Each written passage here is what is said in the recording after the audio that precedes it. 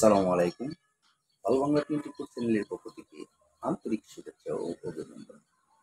তো দর্শক বন্ধুরা, আপনারা জানেন আমি হাঁস, মুরগি, গরু, ছাগল ওইসব ক্যাটাগরির ব্যাপার বিষয় নিয়ে কিছু আলাপ আলোচনা করি এই অল বাংলা 24 ইউটিউব চ্যানেলে। ওই যে অল বাংলা 24 ইউটিউব চ্যানেলে আমি আলাপ আলোচনা করি, আমি কিন্তু বিশেষ করে হাসির ব্যাপার বিষয় নিয়ে কিছু অতিরিক্ত আলাপ আলোচনা করি। মানে অতিরিক্ত বলতে সর্বক্ষণই হাঁস বিষয়েই বেশি বেশি আলাপ করে থাকি। হাঁসের বিষয়টা কিন্তু আসলে এটা অবহেলিত একটা প্রাণী। তার ব্যাপারে অনেকেই অনেক কিছু আলাপ আলোচনা করতে চায় না বা করে না। আমি কিন্তু ওই হাঁস নিয়েই কিছু আলাপ আলোচনা করতে চাই সর্বক্ষণ, এবং কি সর্বক্ষণ আমি এটাই করি, বা এই হাঁসের সাথেই আমার সম্পর্ক। ছোট সময় থেকে হাঁসকে লালন পালন করি, হাঁসের ডিম থেকে বাচ্চা উৎপাদন করেছি, এবং এই হাঁসের সাথেই এখনো পরিচর্যার ব্যাপার বিষয় নিয়ে আমি আলাপ আলোচনা করি এই অল বাংলা 24 ইউটিউব চ্যানেলে। আমি যতটুকু জানি ততটুকুই আপনাদেরকে জানানোর চেষ্টা করি। আপনারা জানেন, বুঝেন, শিখেন, এবং আপনারা হাঁস লালন পালন করুন, এবং আপনারা হাঁস লালন পালন করেন। হাঁস লালন পালন করে আপনারা উপকৃত হন, লাভবান হন, এই কামনাটুকুই কিন্তু আমি করি। ওই যে হাঁস এখন অল্প দিন পরপরই, প্রায় ধরা চলে একদিন দুদিন পরপরই বৃষ্টি হইতেছে। আমি ওই বৃষ্টির পানিতে নেওয়ার জন্য নিষেধ করব, না করব। এখন আসেন, হাঁসের কামার কিন্তু পানিতে না নিলে চলে না, পানিতে নিতেই হবে। এখন আমি বৃষ্টির পানিতে নেওয়ার কথা না করতেছি। ওই বৃষ্টির পানিতে যদি আপনারা না নেন, তাহলে হাঁসগুলি আপনারা কোথায় রাখবেন, কেমনে রাখবেন, কিভাবে রাখবেন?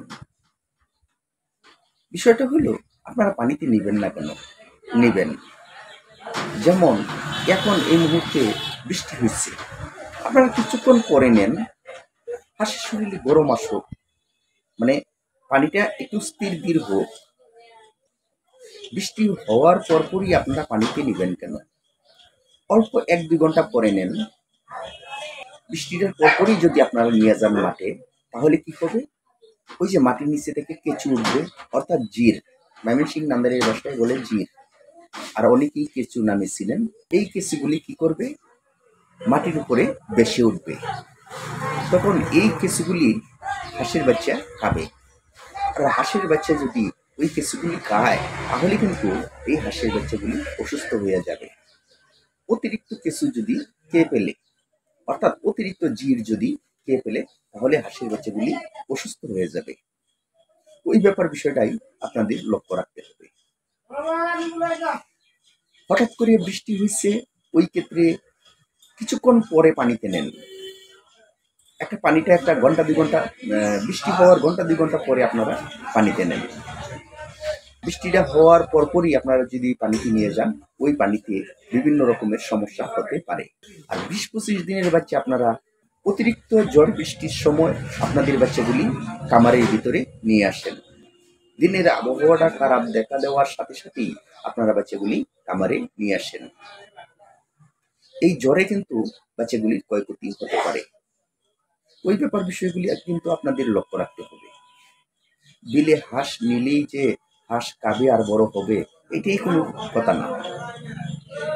এর মাধ্যমে কিছু কমন মানতে হবে।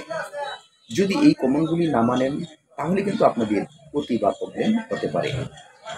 আপনাদের ক্ষতি বলতে আপনার কামারের ক্ষতি মানেই আপনার ক্ষতি। আপনার ক্ষতিগুলি যেভাবে না হয়, ঠিক সেইভাবেই হাঁসগুলি রাখার চেষ্টা করেন। নানান কিছুর নির্দেশ দেওয়া হইতেছে ওই অল বাংলা 24 ইউটিউব চ্যানেল থেকে। আপনারা এগুলা মানুন, মাইনে দেখেন কিরকম রেজাল্ট আসে। যদি ভালো মনে করেন, আপনারা এই কথাগুলি মানবেন। আপনারা যদি লাভবান হতে পারেন, তাহলে কথাগুলি মানলে তো কোনো অসুবিধা নেই। আর আপনারা হাঁসের বাচ্চা লালন পালন করুন, লাভবান হন, এই প্রত্যাশা রেখে আমি মোহাম্মদ আজিজুল হক দুলাল আপনাদের কাছ থেকে বিদায় নিতেছি। আল্লাহ হাফেজ।